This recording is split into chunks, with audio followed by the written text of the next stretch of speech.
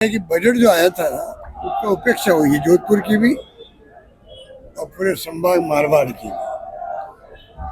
मारवाड़ की स्थिति अलग है। जैसलमेर, बाड़मेर, फरोदी, जालौर, सिरोही जो भी स्थिति है पाली, वहाँ स्थिति अकाल चुके पड़ते रहे थे।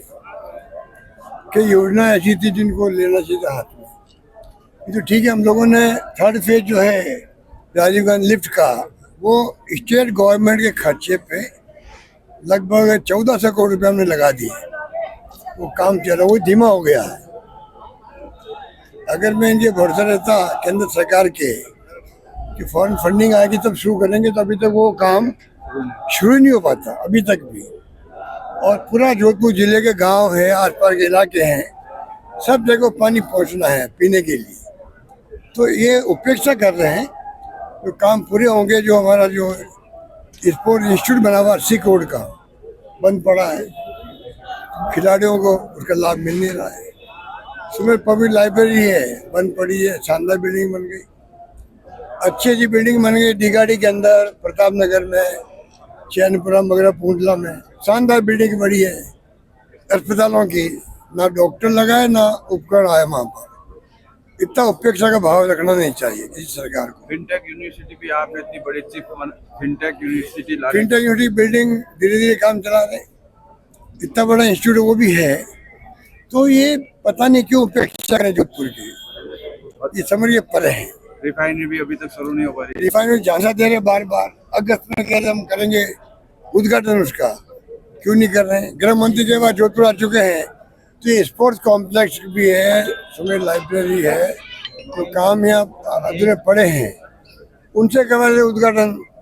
रिफाइनरी को नहीं करवा दे, पीएम से बार बार कह रहे हैं तारीख बदल रहे हैं, क्या राज है। तो ये सरकार बजट से पूरा निराश किया राजस्थान वासियों को। जिस प्रकार से ऐसा बजट कभी आया नहीं निराश करने वाला। पूरे प्रदेश में बहुत भयंकर आक्रोश है, सब क्षेत्रों में आक्रोश है। बुजुर्ग पेंशन को लेकर सभी पेमेंट बाकी है भाई। बुजुर्ग पेंशन हो, स्कॉलरशिप हो बच्चों की, मोटर ये क्या स्कूटी हो छात्रों की, तमाम विभागों के बकाया है, को काम कर नहीं रहे। चाहे वो पीएचडी हो, इरिगेशन हो, पीडब्ल्यूडी हो, सब बकाया पड़े इनके काम। पेमेंट हो ही नहीं रहा कहीं पर। और बताते हमारा रेवेन्यू बहुत बढ़ गया है। रेवेन्यू हर साल बढ़ता ही बढ़ता है, सतत ही बढ़ता है, पर वो रेवेन्यू बढ़ गया भी जा कहा रहा है। आप क्यों नहीं पेमेंट क्यों नहीं कर रहे हो। सब काम ठेके के काम बंद पड़े हैं, ठेकेदार ने हाथ खड़े कर दिए हैं। इन समझ में आने रहे लोगों के। देश के कई राज्यों में सांप्रदायिक हिंसाएं हो रही है लगातार। तो सरकार का एजेंडा यही है, केंद्र सरकार का एजेंडा, यूपी सरकार का एजेंडा अगर यही हो तो फिर तो हिंसा होगी होगी।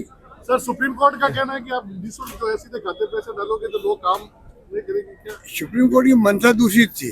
उन्होंने कल कहा या परसों कहा कि चुनाव के वक्त में आप पैसा बांटते हो, जैसे बिहार में किया। परसों पोलिंग है, आज पैसा बट रहा 10,000 रुपये।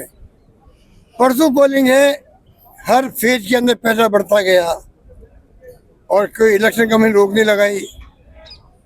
आप कल्पना कीजिए, वहाँ तमिलनाडु के अंदर एक बार वहाँ पर कुछ कपड़े वगैरह दे दिए थे वोटर्स को।